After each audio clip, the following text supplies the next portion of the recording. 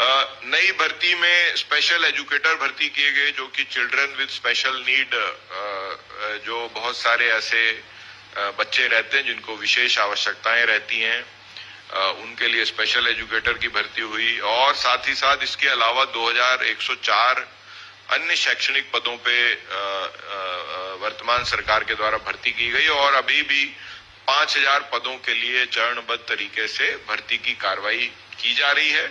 और इसके अलावा जो हमारे अन्य शालाएं हैं, चाहे वो स्वामी विवेकानंद हो या विवेकानंद, इनमें आत्मानंद शालाएं, इनमें भी संविदा भर्ती के लिए भी एक नई व्यवस्था की गई है। नेक्स्ट, आपने देखा होगा कि भर्ती को लेके आजकल और शुरू से काफी शासन के द्वारा संवेदनशीलता बरती जाती है कि इसको पारदर्शी तरीके से किया जाए और कोई भी प्रकार की कोई शिकायत ना आए। संविदा भर्तियों के लिए हमने एक अब कंप्यूटर आधारित परीक्षा लेने का व्यवस्था की है। इससे पहले जिला स्तर पे ये चयन प्रक्रिया होती थी जिसमें कई प्रकार की विषय आते थे। कई जगह तो केवल मेरिट पे सिलेक्शन, यानी के जो ग्रेजुएशन के मार्क्स के आधार पे चयन हो रहा था, उसको हम टेस्ट के आधार पे करेंगे ताकि वास्तविक मेरिट के आधार पे, वर्तमान में मेरिट के आधार पे ये भर्ती की जाए। और ये कंप्यूटर बेस्ड टेस्टिंग की हम लोग जल्दी ही शुरुआत करने जा रहे हैं। इसके लिए एजेंसी का भी चयन हमने कर लिया है। इससे बहुत ही जल्दी भर्ती प्रक्रियाएं जो संविदा पदों के लिए की जा सकेंगी। जो हमारी नियमित भर्तियां हैं वो अब कर्मचारी चयन मंडल के माध्यम से होंगी, लेकिन जो संविदा भर्तियां हैं वो ये कंप्यूटर बेस्ड टेस्टिंग एजेंसी के माध्यम से की जाएंगी। Next please. ये उसी की एक प्रक्रिया का एक वर्णन है। इसमें कंप्यूटर बेस्ड टेस्टिंग के लिए एजेंसी का चयन हमने कर लिया है। नेक्स्ट, इसके बाद में एक महत्वपूर्ण प्रमुख विषय अभी सचिव साहब ने हम जो पिछले 2.5 साल में हमारी सरकार ने जो काम किया उस विषय में हम आपके सामने अवगत हो गए हैं। कुछ जैसे महत्वपूर्ण विषय हैं। आप ज्यादातर ये शिकायत आती है कि शिक्षक नहीं है, बच्चे शिक्षक विहीन है, तो उसके लिए हम लोगों ने जो युक्तिकरण किया, युक्तिकरण करने से एक बहुत बड़ी संख्या में जो अनबैलेंस था उसको बैलेंस करने की कोशिश किए हैं।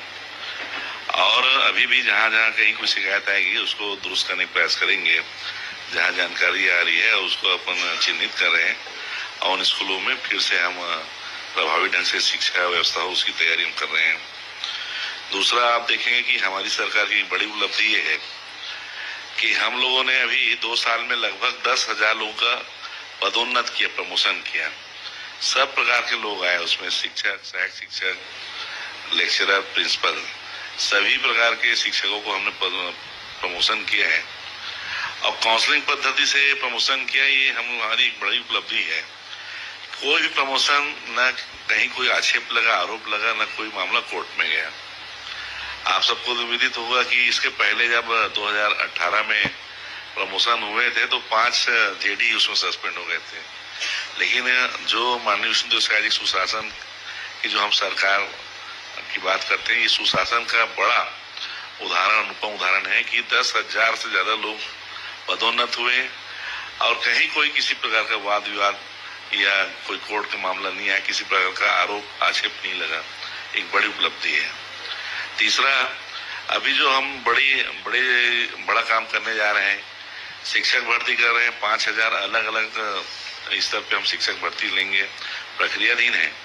उसके अलावा पहली बार छत्तीसगढ़ में स्कूल एजुकेशन में सीबीटी के माध्यम से एग्जाम होंगे। आप सबको ध्यान में है कि पहले आत्मानंद में भर्तियां होती थी। शुरू में ऐसा आरोप लगता था, समाचार पत्रों से हम पढ़ते थे कि शिक्षा विभाग का बाबू है, अपने परिवार के लोगों को नौकरी लगा दिया, कोई अपने रिश्तेदारों को नौकरी लगा दिया, कोई किसी चहेते को लगा दिया। बाद में जब परसेंटेज बेस पे हुआ तो परसेंटेज में भी शिकायत है कि कई निजी विश्वविद्यालय से, कोई राजस्थान से, कोई किसी स्टेट से निजी विश्वविद्यालय का प्रमाण पत्र लेके आके परसेंट पे 92-93% लेके आके लोग नौकरी लग जाते थे।